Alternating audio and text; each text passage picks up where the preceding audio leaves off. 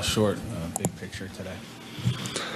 Well, we let some guys hurt us. We went in and we missed 10 free throws. Is that are you totally in tuned and focused on a game when you go 18 for 28 or whatever and miss 10 free throws? So we were off.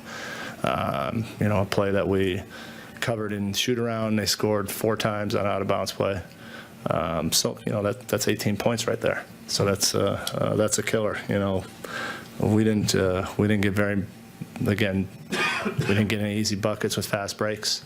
We were slow to run and weren't able to get anything easy there. We had taken 5 3-pointers through probably 2.5 quarters of the game. And we need to get those points, especially at home. So, they probably got us in that slowdown game, which helped them. Knowing what you have ahead of you with a lot of road games and the trip coming up, I mean, how difficult is this loss against a team that had been slumping? Well, they had lost their previous games. Well, Embiid didn't play a bunch of those games. So, he played. He was pretty rested. He played the other night, so he got back into playing. So he's a big key for them. I thought Ennis did a nice job on him.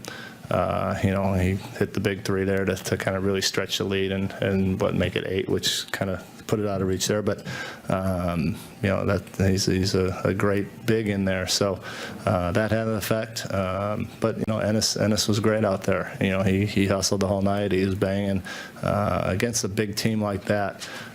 With their front lineup, even Covington at the 2 spot is 6'7" or so. So you really have to battle. And I thought there was a couple loose balls we didn't get that we probably could have gotten. But we got to go out on the road and see what we got. Coach, 2 consecutive tough losses. What is something that you've seen from both of these 2 games that's going to be the most important thing for you to fix to try and get a win and right this ship in Chicago? Well, the other night we gave up, I think, 34 points in the 4th quarter. Tonight wasn't too bad, 26, but for a while there in the last, I think I saw it the one timeout, I think it was 14 for the quarter. So with 4.5 minutes ago, something like that. So we can't rely all the time on trying to outscore a team at the end of the game. We got to lock teams up, and then if you get some stops and we can push the ball, it's almost how they end up getting the lead back. We missed layups, they challenge a layup, and then Redick runs down the court and gets 3s. So that's the type of opportunities you need to win on the road, and they did them. Coach, last year this was kind of a turnaround point, and not in a good way. Looking ahead, you've got 14 of the next 17 games on the road. How do you approach that? How do you view this particularly tough part of the schedule? Well, I think it's just a challenge for the team. We've been in and out on the road, and haven't had a lot of success. But now we're going to go out where we're out there for sometimes 7-9 days, where those guys can really maybe get in the groove on the road, if that's possible. So it's again just keep plugging away.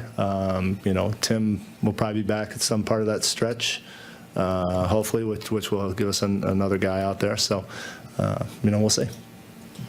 I mean, their guards seem to outplay your guards. I mean, was it a tough point guard play for you guys? I mean, Jared didn't score. Frank didn't really shoot the ball well. Well, McConnell gave him a big lift, obviously. He was active defensively. He was disruptive, got his hands on some passes, made shots, drove to the basket. One time I think we chased him over the top, which we weren't, supposed to do. He made the one right at the shot clock. So he was a big key tonight. He gave them a huge lift. What did you see out of Ennis that allowed him to have such a breakthrough game on both sides of the ball? Well, Ennis is always intense and active. He's went through that stretch where he had a bad back, where now it looked like the Ennis of earlier in the season, before the back issue. So he's springy on his feet. He's quick to jump. A lot of times guys let the ball kind of drop down below the rim and then they jump to get it. He jumps ahead of it. So he was he was on a man on a mission tonight, trying to get those boards. Got us 10 or 11 offensive rebounds. So we ask him to do a lot with running. He doesn't always get the ball when he runs down the court, but he opens up for other guys. So I can't argue with how he played. Jeff, it seems like Porzingis more often than not is south of 50% on these games lately. Are you seeing anything in particular that's different from earlier in the season when he was shooting a higher percentage? Is it different shots? Is it a different way the defense is approaching it?